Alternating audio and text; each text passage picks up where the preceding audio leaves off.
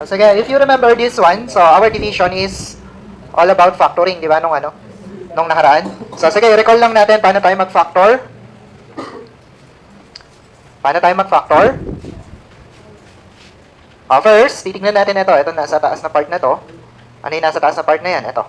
So we have x squared minus 10x plus 25. Ano kaya yung factor netong 25 natin? No? 25, anong factor? 5 times 5, di ba? By the way, pagka pinag-add ba natin to, magiging siyang negative 10? Ano dapat yung magiging value or factor na ito? Ha? Pwede tayong negative 5 times negative 5, di ba? Pagka pinag-add natin to, magiging siyang negative 10. Same na siya dito. So now, our factor ay itong dalawa. Then, isusulat natin yan, x minus 5, then x minus 5. Bakit minus? Kasi they are both negative dito. Now, then, write na lang natin to. So, we have x minus 5. So, ano yung factor natin sa division na to?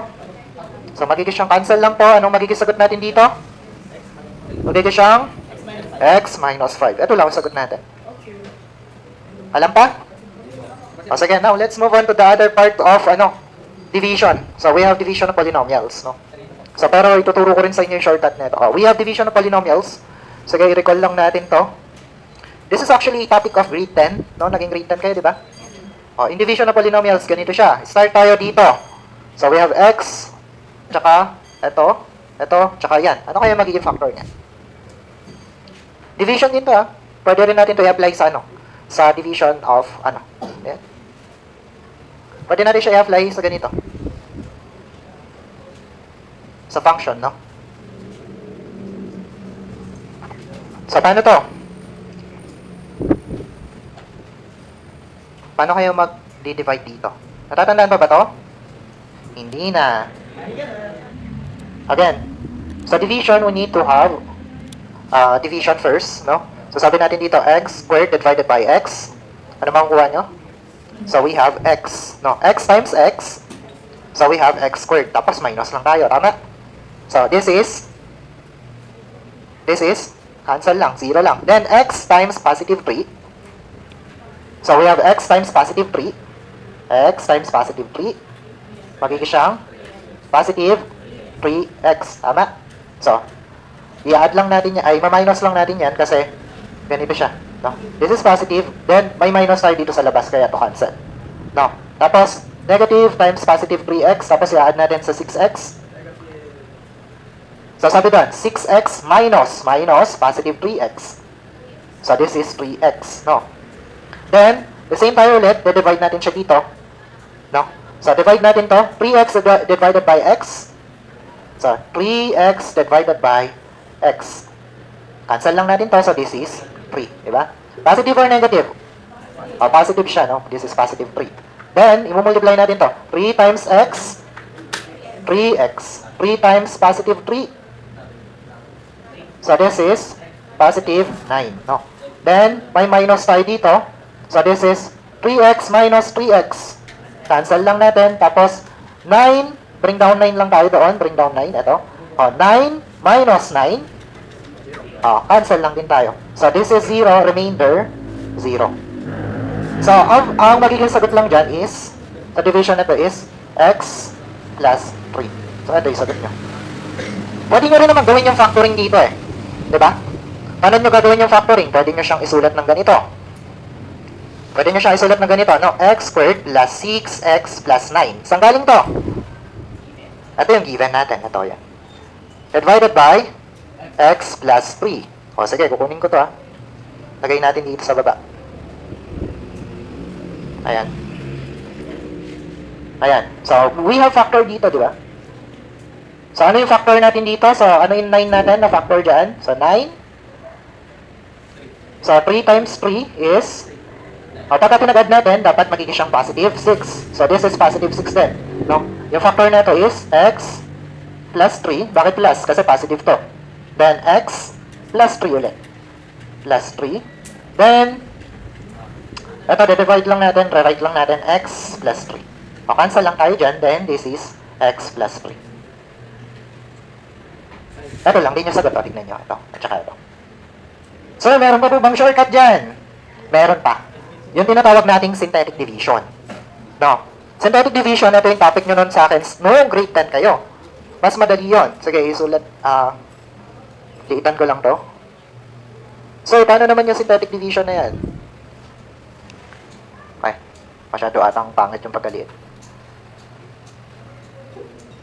Paano naman kaya kung synthetic division yung gagamitin? No. O, subukan natin. Liitan ko lang to. Saan? Hanggang dito. So, isulat nyo na lang sa susunod, ha? So, sige, gawin natin. Ano yung given natin kasi? Ano yung given natin? X squared plus 6x plus 9. Divided by, diba? X plus 3. O, ito lang din yun eh. Parehas lang yan, o. Iba lang pagkasulat. Ito, at saka, ito, parehas lang yan. O, in synthetic division plus, ang una nyong gagawin is, sulat natin to as equal sa 0, no? X plus 3 equals 0. Then, transposition tayo. Transpose lang natin to, X equals, transpose lang natin. Positive 3, it will become negative 3. O, i-recall lang natin yung synthetic division na sinasabi ko. So, sa synthetic division plus, ang isusulat nyo lang ay ito. Natatandaan pa to? Yung ganyan? O, isusulat natin lahat ng mga coefficient. No? Ano yung coefficient dito, dito, at saka dito? Ano yung coefficient natin? O, dito muna tayo. Ano yung coefficient? O, 1. 1 lang. Then, ano yung coefficient natin dito? Plus, tignan nyo yung sign, no? Kung positive or negative. Kasi titignan natin yan. So, kung positive yan, isulat lang natin ng 6. O, dito, ano yung coefficient dito? O, 9 lang to. Then, ito class, ito yung pag-divide natin, no?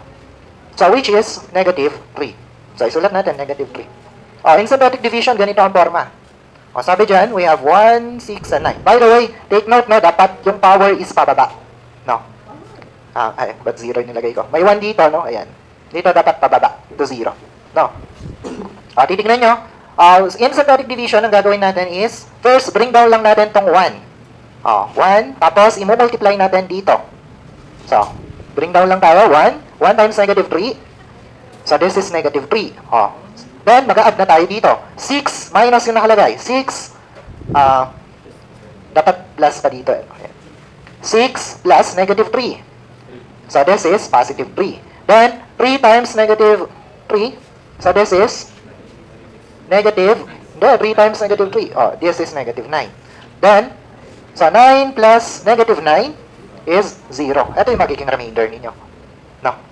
O, paano nyo naman isusulat yan? O, wait lang. Ibaba natin to para... Paano nyo naman isusulat yan? Plus. So, ang gagawin nyo, since ito is power of 2, magbabawas kayo. So, mangyayari is, so, x, this is positive, no? Plus 3. So, ito na isagot nyo. Maglalagay na lang kayo ng variable. So, lalagay nyo lang to x, tapos plus 3. So, ito na yung magigisagot nyo sa synthetic division. Nakuha? Hindi. Okay lang yun pagka hindi. Meron pa naman tayo. So, dito, gamitin naman natin ang synthetic division for number 2. So, again, gamitin natin ang synthetic division for number 2. Sige, isulat nyo lang na pag ganito. O, start tayo dito. O, x plus 2 equals 0. Ano yan? So, x is equal to negative 2. Then, dito naman tayo. Gagawin natin siyang ganitong forma. O, negative 2. Then, this one. So, ano siya? Yung mga coefficient is 2, 3, and 4. Diba? So, we have positive 2, 3, and 4. Then, o, sige, isulat ninyo. O, lagay natin dito, tapos plus.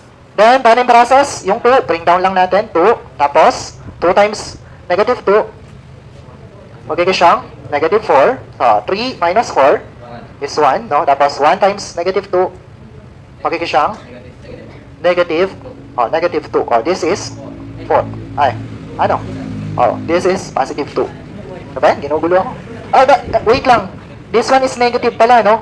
So, this is positive 2 pala. Oh, positive 2, magiging ang 6 to.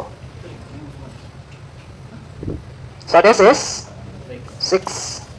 So, paano nyo isusulat yan? So, again, dito magbabawas kayo ng power, no? Susulat natin yan as 2x. No, 2x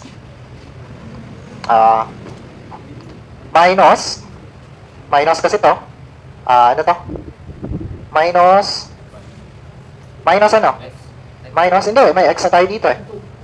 Minus 1 lang. Tapos, itong sobrang to, this is remainder, isusulat nyo siya ng plus 6 over. Ito. 6 over, ito. 6 over x plus. Ganyan nyo siya isusulat, no?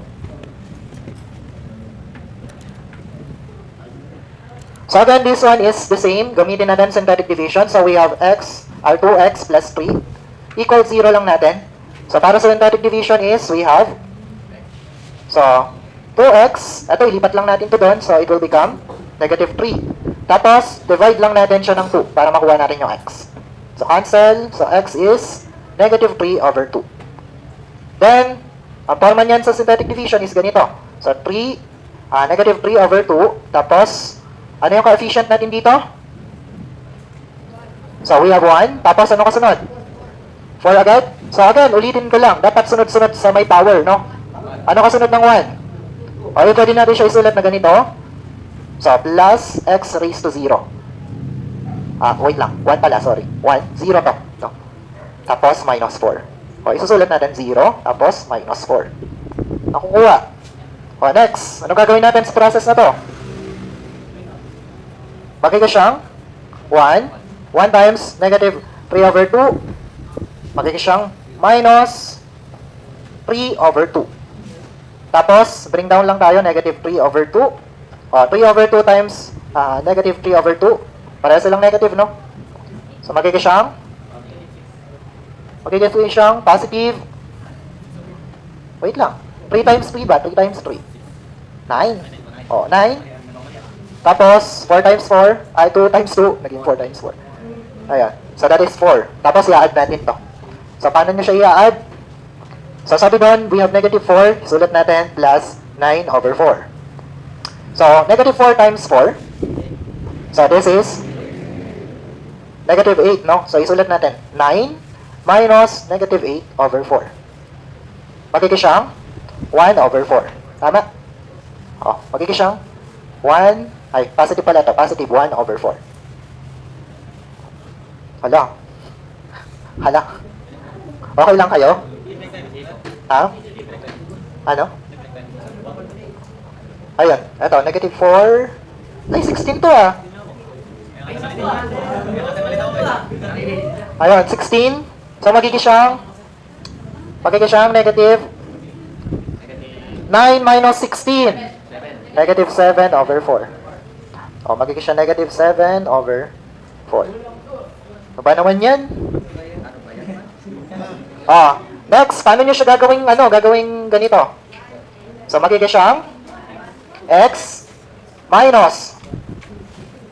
minus 3 over 2. Tapos, minus 7 over 4. Over pa. Nung isa, ano yun? 2x plus 3. So, meron pa siyang other form dyan, pero wag na natin gawin. Basta something ganyan siya. Ganda pa naman ng example ko. Basta something ganyan siya. Na pwede na rin siyang balik pa rin. Kunin nyo pa yung reciprocal na ito, pero ganyan na lang. Plus, nakukuha ba? Hindi. So, susunod, i-continue natin to ha.